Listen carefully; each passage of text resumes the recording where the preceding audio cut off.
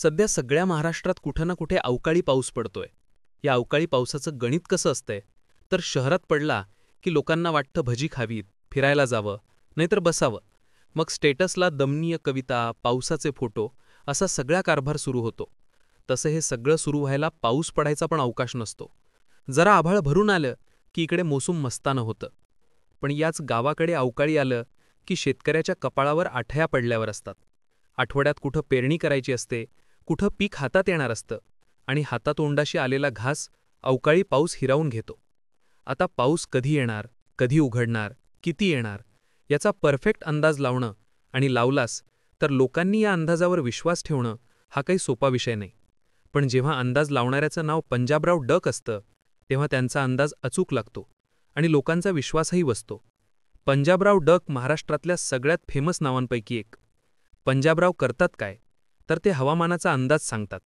आता तुम्ही म्हणाल, ते तर हवामान खातं पण करतंय की.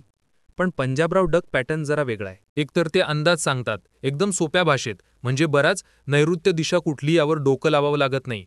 अंदाज शोधायला वेबसाईट उरकावी लागत नाही, तर व्हॉट्सअप आणि यूट्यूबवर सगळं समजतं. पण नुसता अंदाज सांगितला आणि विषय सोडून दिला असंही नाही. माणूस असा आहे की पेरणी कधी करावी, शेतीच्या नैसर्गिक पद्धती कशा वापराव्यात अशी माहितीही देतो, तेही फुकट. पंजाबराव डक मूळचे परभणीचे, सेलू तालुक्यातले. घरचा व्यवसाय शेतीच. त्यांच्या वडिलांच्या शेतीत लय नुकसान व्हायचं आणि त्याला कारणीभूत असायचा निसर्गाचा लहरीपणा. पण नुकसान झालं म्हणून खचून जाणारं कुटुंबीय नव्हतं. हे नुकसान कसं रोखता येईल म्हणून डक पितापुत्र टीव्हीवर हवामानाचा अंदाज बघायचे. या अंदाजवेळी IMD उपग्रहाचं चित्र टीव्हीवर दाखवत. पंजाबराव हे चित्र व्यवस्थित लक्षात ठेवून त्यावरून नोंदी काढायचे. बरं, हे सगळं कधी, तर 8वीत असताना. 1999ला हा माणूस मुंबईत गेला. आता आपण मुंबईत गेल्यावर काय करतो, तर marine drive, gateway of India, Taj hotel बघतो आणि विषय कट. पंजाबरावांनी मुंबईला गेल्यावर कुठे भेट दिली, तर वेधरशाळेला. एवढंच नाही तर माणसांना छंद पाहिजे. रोज परभणीला अपडाऊन केलं. छंद कुठला, तर कम्प्युटरवर उपग्रह बघणं. त्यासाठी त्यांनी फिरण्याचा कोर्सही केला. या सगळ्यात पंजाबरावांच्या डोक्यात एक गोष्ट आली. जसं आपण आपल्या शेतीसाठी हवामानाची नोंद ठेवतो, तशीच गरज महाराष्ट्रातल्या कित्येक शेतकऱ्यांना आहे. मग अंदाज त्यांना समजतील अशा भाषेत सांगितले आणि त्यांच्यापर्यंत पोहोचवले तर. पण ही आयडिया त्यांच्या डोक्यात आली 2003-04ला. तेव्हा शेतकऱ्यांपर्यंत पोहोचायचं असेल तर मेसेज हाच एक पर्याय होता. पंजाबरावांनी एक बटनवाला फोन घेतला. त्याला मेसेजला रिप्लाय दिला जातो याकडे लक्ष न देता शेतकऱ्यांना माहिती देण्याचं काम सुरू ठेवलं. त्याचवेळी त्यांच्या कापसाच्या शेतीची आजूबाजूच्या गावांमध्ये जोरदार चर्चा व्हायची. शेतकरी शेती बघायला यायचे. तेव्हा हा माणूस एक वही घेऊन बसायचा आणि सगळ्या शेतकऱ्यांचं नाव, गाव आणि नंबर लिहून ठेवायचा. त्यांना माहीत होतं या गोष्टीचा पुढे जाऊन फायदा होईल. हा फायदा कधी झाला, तर सोशल मीडिया आणि व्हॉट्सअप या गोष्टी आल्यावर.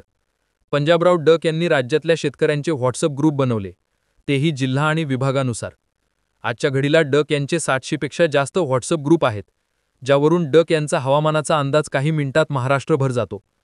नुसतं व्हॉट्सअप नाही, तर स्वतःच्या यूट्यूब चॅनलवरूनही ते हवामानाची माहिती देतात.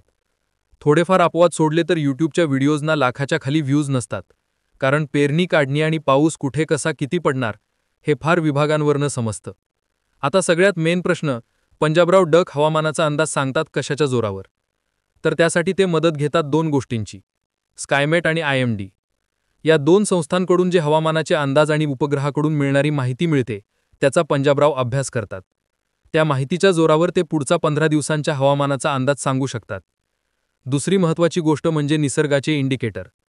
जेव्हापासून पंजाबराव डक यांना हवामानाचं निरीक्षण करण्याची गोडी लागली, तेव्हापासून ते निसर्गात होणारे बदल टिपायचे.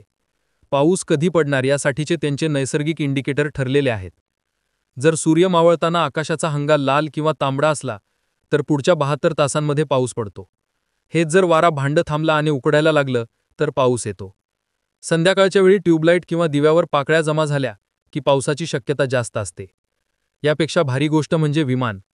आपल्याला दाढी मिशा फुटल्या, आपल्यातल्या काही जणांना लसीकरणही झाले, पण आभाळातून विमान जात असलं की आपण अजूनही वर बघतो आणि जात असेल कुठेतरी म्हणून विषय सोडून देतो. पण पंजाबराव डक यांनी यातील डोकं लावलं. जर पावसाळ्याच्या दिवसात आकाशातून विमान जात असलं आणि त्याचा आवाज खाली जमिनीवर आला, तर पुढच्या 72 तासात खूप पाऊस पडणार. कारण जेव्हा पाण्याचे ढग वर असतात तेव्हाच विमानाचा आवाज येतो, असं डक यांचा अनुमान आहे. पण हे झालं पाऊस येण्याबद्दल. पाऊस किती येणार हे कसं कळते माहितीये का? तर कावळ्यामुळे. पंजाबराव डक सांगतात, जेव्हा कावळे झाडाच्या टोकाला घरटे बांधतात त्या वर्षी पाऊस कमी पडतो. जेव्हा ही घरटी झाडाच्या मध्यभागी बांधली जातात तेव्हा पाऊस जास्त होतो. मॉन्सून कधी येणार हा अंदाज जसा महत्त्वाचा असतो, तसाच मॉन्सून कधी जाणार हा अंदाज सुद्धा पंजाबराव डक यांनी याबाबत सुद्धा निरीक्षण नोंदवलंय. जर धुकं पडलं आणि पिकांवर जाळी आली की पुढच्या 12 दिवसांमध्ये मॉन्सून जातो. पंजाबराव डक दुष्काळाचाही अंदाज लावतात. 11 जूनला जर सूर्याला खळ पडलं तर त्या वर्षी दुष्काळ पडतो. बरं, असं एक नाही, अनेक नैसर्गिक इंडिकेटर वापरून पंजाबराव डक कोट्यावधी शेतकऱ्यांना हवामानाचे अचूक अंदाज सांगतात, ज्याच्या आधारे शेतकरी पेरणीपासून कापणीपर्यंत बऱ्याच गोष्टी ठरवतात आणि करतातही. पण पंजाबराव डक यांच्या अंदाज कायम बरोबर येतात का? तर या प्रश्नाचं उत्तर स्वतः पंजाबराव डक यांनी अनेक ठिकाणी दिलंय. ते म्हणतात, माझे अंदाज कधीच चुकत नाहीयेत. अगदी एखाद्या गावात पावसाचा अंदाज नसतानाही पाऊस पडला तर त्या गावात वाऱ्याची दिशा कशी बदलली आहे, दाब किती आहे, या गोष्टींमुळे फरक पडतो, ज्या गोष्टी आपल्या हातात नसतात. पण त्या पलीकडे माझे अंदाज चुकत नाहीत. मी जगातल्या कुठल्याही ठिकाणचा हवामानाचा अंदाज वर्तवू शकतो, ते इतक्या वर्षांच्या अभ्यासाने निरीक्षणांच्या जोरावर. सुरुवातीला आपल्या शेतीच्या नुकसानामुळे तयार झालेल्या गरजेला पंजाबराव डक यांनी आवडीमध्ये बदललं. अंशकालीन शिक्षक म्हणून काम करताना मिळणारा वेळ त्यांनी या कामात गुंतवला. पदरचे पैसे घालून हा माणूस गावोगावी फिरू लागला. आजही पंजाबराव डक वेगवेगळ्या गावातल्या शेतकऱ्यांना भेटतात. हवामानाचे नैसर्गिक इंडिकेटर कसे ओळखायचे हे त्यांना समजावतात. आधुनिक पद्धतीच्या शेतीबद्दल मार्गदर्शन करतात. त्यांचे व्हॉट्सअप ग्रुप सगळ्या महाराष्ट्रभर पसरले आहेत. त्यांच्या व्हिडिओंची वाट महाराष्ट्राला लागून असलेल्या राज्यांमधल्या शेतकरीही बघत असतात. पंजाबराव डक यांनी शेतकऱ्यांची शेती करण्याची, पावसाचे वेळापत्रक समजून घेण्याची पद्धत बदलली. पण त्यापेक्षा भारी गोष्ट म्हणजे त्यांनी शेतकऱ्यांना तंत्रज्ञानाचा सगळ्यात सोपा वापर शिकवला. त्याच्या जोरावर शेतकरी समृद्ध झाले. बेभरोशाच्या पावसाचे गणित ओळखून तुम्हाला पंजाबराव डक यांच्याबद्दल काय वाटतं? तुमचे अनुभव, तुमची मतं कमेंट करून सांगा. आणि अशाच माहितीपूर्ण व्हिडिओसाठी आवाज महाराष्ट्राच्या यूट्यूब चॅनलला सबस्क्राईब करायला विसरू नका.